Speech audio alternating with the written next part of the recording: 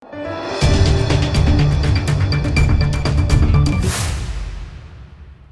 દર્શક મિત્રો, આપ જોઈ રહ્યા છો લોકમૈત્રી ન્યૂઝ. હું છું એન્કર અર્પિતા પટેલ. હવે જોઈએ અગત્યના સમાચાર.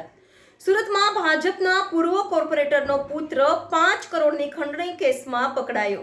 સુરતના સચિન વિસ્તારમાં ઇન્ડસ્ટ્રીઝ માલિકને કેમિકલ ઠાલવવાના ખોટા કેસમાં ફસાવી દેવાની ધમકી આપી બ્લેકમેલ કરી 5 કરોડની ખંડણી માંગવામાં આવી હતી. જોકે આ ખંડણી પેટે 45 લાખની રકમ ઉઘરાવવા આવેલા 2 ઇસમોને સુરત ક્રાઇમ બ્રાન્ચે ઝડપી પાડી કાયદેસરની કાર્યવાહી હાથ ધરી છે. આ અંગે ડીસીપી ભાવેશ રોઝિયાએ કહ્યું કે આજથી 4 મહિના પહેલા અજય ત્રિવેદી તથા તેજસ પાટીલ નામના 2 વ્યક્તિઓ મહેન્દ્ર કુમાર ધીરજલાલ રોમલિયા પાસે આવ્યા હતા. સચિન જીઆઈડીસી વિસ્તારમાં આવેલ સચિન ઇન્ફ્રા એન્વાયર અને ગ્લોબ એન્વાયરો લિમિટેડ નામની 2 ઇન્ડસ્ટ્રીઝમાં ગેરકાયદેસર કેમિકલ ડિસ્ચાર્જ થાય છે અને આ બાબતના પુરાવા અમારી પાસે છે. અમે જીપીસીબી વિભાગમાં પુરાવા રજૂ કરી જીપીસીબી તરફથી ક્લોઝર અપાવી ખોટા કેસમાં ફસાવી નાખીશું અને જો આગળની કાર્યવાહી ન કરવી હોય તો તેના પેટે 5 કરોડ રૂપિયાની માંગ કરી રૂપિયા નહીં આપો તો ફસાવી દેવાની ધમકી આપી 45 લાખમાં સેટલમેન્ટ કર્યું હતું. તેમજ દર વર્ષે 11 લાખ રૂપિયા હપ્તા પેટે આપવા જણાવ્યું હતું, જેને લઈ પોલીસ કમિશનરને અરજી કરવામાં આવી હતી. તે સંદર્ભે પોલીસે અજયભાઈ રમેશભાઈ ત્રિવેદી અને તેજસ ભરતકુમાર પાટીલની ધરપકડ કરી છે.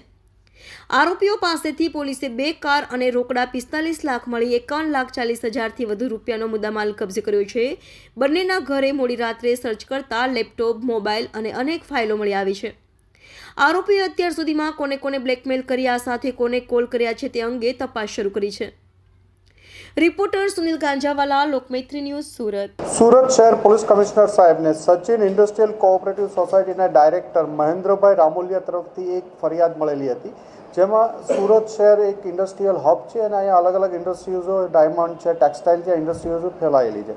આમાં સુરત શહેરમાં સચિન વિસ્તારમાં અલગ અલગ ડાઇંગ મિલો અને ઇન્ડસ્ટ્રીઝમાંથી જે કેમિકલ વેસ્ટ નીકળે છે એ કેમિકલ વેસ્ટ સચિન ઇન્ડસ્ટ્રીઝમાં એક સચિન ઇન્ફ્રા એન્વાયરમેન્ટ લિમિટેડ અને ગ્લોબલ એન્વાયરો કેર લિમિટેડ આ બંને યુનિટને સોંપવામાં આવે છે અને આ બંને સંસ્થા સીઈપીટી કોમન ટ્રીટમેન્ટ પ્લાન્ટને આપે છે. આ જે કેમિકલ વેસ્ટમાં નિકાલ જે થાય છે એ જીપીસીબીના રેગ્યુલેશન પ્રમાણે થતું હોય છે, એમનું અવારનવાર ઇન્સ્પેક્શન થતું હોય છે, પણ એમને આ મુદ્દો બનાવી વારંવાર આ યુનિટો વિરુદ્ધ અરજી કરવી, એમને બ્લેકમેલ કરવાના અવારનવાર પ્રયત્નો છેલ્લા 4 માસથી ચાલી રહ્યા હતા અને એમની પાસે અંદાજે 5 કરોડથી વધુની રકમ 2 ઇસમો દ્વારા માંગવામાં આવી હતી, જેમાં અજય રમેશભાઈ ત્રિવેદી રહેવાસી કનકપુર સચિન, મૂળ રહેવાસી સાવરકુંડલા અમરેલી જિલ્લાનો છે અને હાલમાં એનો જન્મથી જ અહીંયા હંમેશ અજય ત્રિવેદી સચિનમાં રહે છે. એની સાથે તેજસ ભરતભાઈ પાટીલ કે જે વેસુ વિસ્તારમાં રહે છે. આ બંને છેલ્લા 4 માસથી 5 કરોડથી વધુની રકમ માંગી રહ્યા હતા અને છેલ્લે એમને આ જીપીસીબી છે, સીપીસીબી છે, એનજીટી છે, આ અલગ અલગ જગ્યાએ પરેશાન ન કરવા અને ખોટી રીતે હેરાન ન કરવા માટે અને ધમકાવતા હતા કે કોઈ પણ ત્યાં ઇન્ડસ્ટ્રીઝમાં ડેથ થશે તો એમાં તમારું નામ એડ કરાવી દેશું કે આ કેમિકલ વેસ્ટ નીકળવાના કારણે થયું છે, એવી ધમકી આપી 5 કરોડથી વધુની રકમ માંગી હતી અને દર વર્ષે 10થી 12 લાખ રૂપિયા રેગ્યુલર દર વર્ષના આપવા માટેની ડિમાન્ડ આ લોકો કરી રહ્યા હતા. આ લોકોની ધમકીને વશ ન થઈ અને મહેન્દ્રભાઈ રામોલિયા અને સચિન જીઆઈડીસી તરફથી મહેરબાન પોલીસ કમિશનર સાહેબને એક ફરિયાદ કરવામાં આવી હતી, જેના અનુસંધાને ક્રાઇમ બ્રાન્ચ દ્વારા કાલે બપોરે 2 વાગે 45 લાખ રૂપિયા રોકડા લેવા આવતા અજય ત્રિવેદી અને તેજસ પાટીલને પકડી પાડવામાં આવ્યા છે. એમની પાસેથી 45 લાખ રૂપિયા જે લેવા આવ્યા હતા, અમને દેવાના હતા, એ મળ્યા છે. એ ઉપરાંત એમને બંને પાસેથી એક ડસ્ટર ગાડી અને એક વેગનાર ગાડી મળી છે. ત્યાં રેકોર્ડિંગના ડિવાઇસને ફિટ કર્યા હતા, એ બધા કબજે લેવામાં આવ્યા છે. અલગ અલગ ટ્રેપના જે ગોઠવવામાં આવ્યા હતા.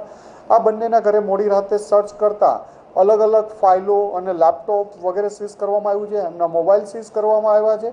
આમના ઉપરથી આ લોકો કોને કોને બીજાને બ્લેકમેલ કરતા હતા, જે એમની પાસેથી ફાઇલો મળી છે એના અનુસંધાને કોને કોને બ્લેકમેલ કર્યા હતા એની અમે તપાસ કરી રહ્યા છીએ, એને ગોતી રહ્યા છીએ. આ ઇસમો કોઈ પણ બીજા કોઈને, આ બંને ઇસમોએ કોઈ બીજાની પાસે બ્લેકમેલ કે કંઈ કરેલા હોય, કોઈના ધ્યાનમાં હોય તો પોલીસનો સંપર્ક કરી શકે છે અને આવા અન્ય કોઈ પણ ઇસમો જો તમને બ્લેકમેલ કરવાનો કે કોઈ ઇન્ડસ્ટ્રીઝને નુકસાન કરવાનો પ્રયત્ન કરતા હોય તો પોલીસનો સંપર્ક કરશે તો કાયદેસરની કાર્યવાહી કરવામાં આવશે.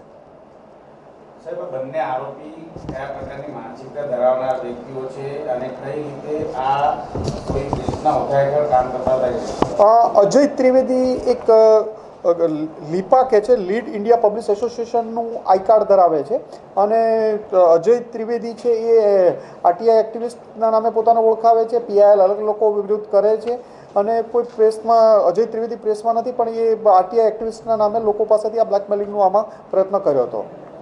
ભૂતકાળમાં કોઈ ઉદ્યોગકારો પાસે એમણે રૂપિયા પડાયા છે તેમ એમને બંનેની ધરપકડ કરવામાં આવી છે. એમના ઘરે સર્ચ કરવામાં આવ્યું છે. એમને ત્યાંથી ઘણી બધી ફાઇલો, લેપટોપ, મોબાઈલ વગેરે સીઝ કરવામાં આવ્યા છે અને આવા કોઈ આ લોકોએ કોઈ બીજા લોકોને ભોગ બન્યા હશે તો એમની ફરિયાદ લેવામાં આવશે અને જો કોઈનો ભોગ બનનાર હોય તો એ પોલીસનો સંપર્ક કરી શકે છે. આ ઇસમો અને આવા કોઈ પણ ઇસમો જો કોઈ એમને બ્લેકમેલ કરવાનો પ્રયત્ન કરતા હશે તો એમની વિરુદ્ધ કાયદેસર કાર્યવાહી કરવામાં આવશે. લોકમૈત્રી ન્યૂઝ સાથે જોડાયેલા રહેવા અમારા યુટ્યુબ ચેનલને સબસ્ક્રાઇબ કરી ફેસબુક અને ઇન્સ્ટાગ્રામ પેજને લાઇક અને શેર કરો.